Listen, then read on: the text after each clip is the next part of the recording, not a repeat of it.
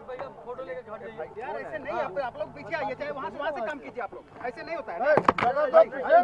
हो जाएगा। नेता प्रतिपक्ष कर रहे हैं। श्रवण कुमार ने अपने जीवन में जननायक कर्पूरी ठाकुर से सीखा है। लोकनायक जयप्रकाश के आंदोलन से निकले हुए व्यक्तियों में से है।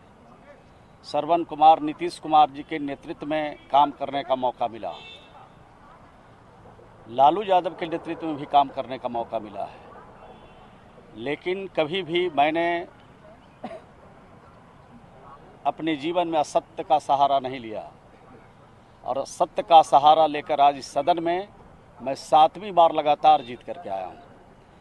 अगर असत्य का सहारा लेता तो 1 बार 2 बार जीतता, लेकिन सत्य का सहारा बिहार के बड़े पंचायत में हमने 7 बार जीत करके अपनी उपस्थिति दर्ज की है। ये बिहार की जनता का, अपने क्षेत्र की जनता का प्यार है और मैं समझता हूँ जो मैं सत्य बोलता हूँ उसका ही परिणाम है।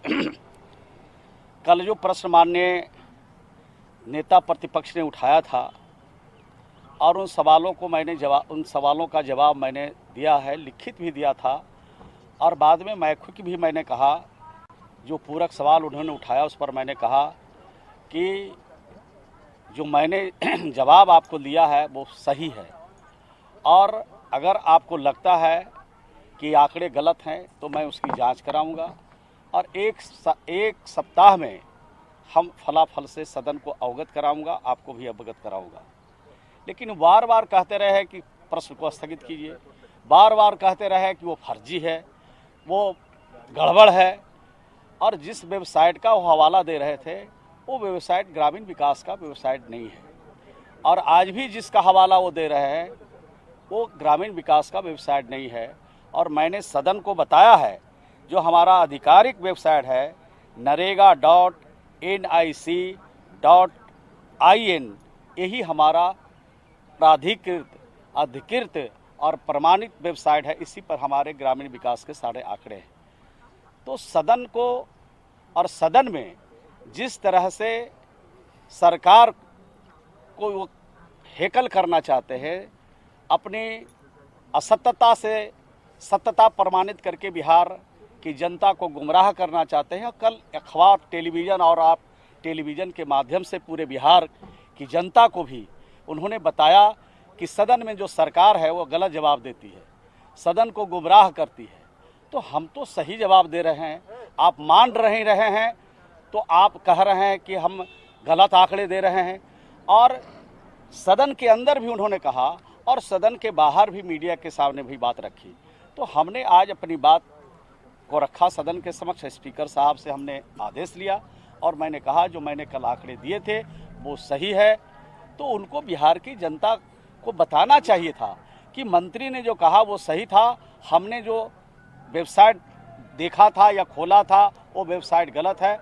और वो दबाव बनाना चाहते हैं, सदन में दबाव बना करके वो चाहते हैं कि जो हम चाहे वो हो। तो सदन ऐसे नहीं चलता है, सदन नियम से चलता है, नियमावली से चलता है, परंपराओं से चलता है। और हम लोग लंबे समय से वो कहते हैं कि किसके इशारे पर आप बोल रहे हैं। मैं समझता हूँ मैं किसके इशारे पर बोल सकता हूँ, मैं किसी के कृपा पर नहीं आया हूँ, मैं बिहार की जनता की कृपा पर आया हूँ। और जननायक कर्पूरी ठाकुर, लोकनायक जयप्रकाश नारायण से जो सीखा है और नीतीश कुमार के नेतृत्व में जो हमने काम किया है, हम उसको सीख करके यहाँ तक आते हैं। तो हमको चुनौती दे रहे हैं और धमकी दे रहे हैं। तो श्रवण कुमार धमकी से डरने वाला तो थोड़ी है। हमारे जीवन में अनेक उतार चढ़ाव आए हैं और सबका हमने मुकाबला किया है और हंसते हंसते किया है।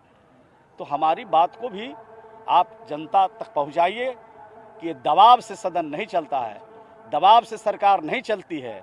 और नीतीश कुमार का शासन है, यहाँ फरेब करने वाला, गड़बड़ी करने वाला, गलत चीज पेश करने वाला ये सरकार नहीं है। वो दूसरी सरकार थी जो सरकार चली। यूपी में आप भी चुनाव लड़े थे, बीजेपी को मैसिव मैंडेट मिलता दिख रहा है। ये दूसरे दिन लेते तो अच्छा था। नहीं, नतीजे आज आए हैं। नतीजे तो जनता का जो जनादेश है सबको स्वीकार करना चाहिए। मानी गई, लेकिन तेजस्वी जी ने जिस तरह से घोषणा मंत्री रहेंगे वो सदन में नहीं आई, क्या मानते हैं? वो कहें मर्माहत रहे आपके बयान से। मैं भी तो मर्माहत हूँ। वो हमको कहते हैं, किसके कहने पर कह रहे हैं, किसके इशारे पर बोल रहे हैं, बताइए जरा। हमने संविधान का शपथ लिया है, हमने मर्यादा का भी सब लोगों का ख्याल रखते हैं। आज लंबे समय से हम ख्याल रखते हैं। वो तो कह रहे हैं कि अधिकारी झूठ बुलवा रहे हैं आप लोगों से। अधिकारी कोई झूठ नहीं बुलवाया। जो भी अधिकारी ने कहवाया हमारे द्वारा वो सही था और सही है। बीजेपी को बधाई देंगे जीत के लिए। जो लोग जीत के आए हैं सबको बड़ी बड़ी शुभकामना। प्रजातंत्र में तो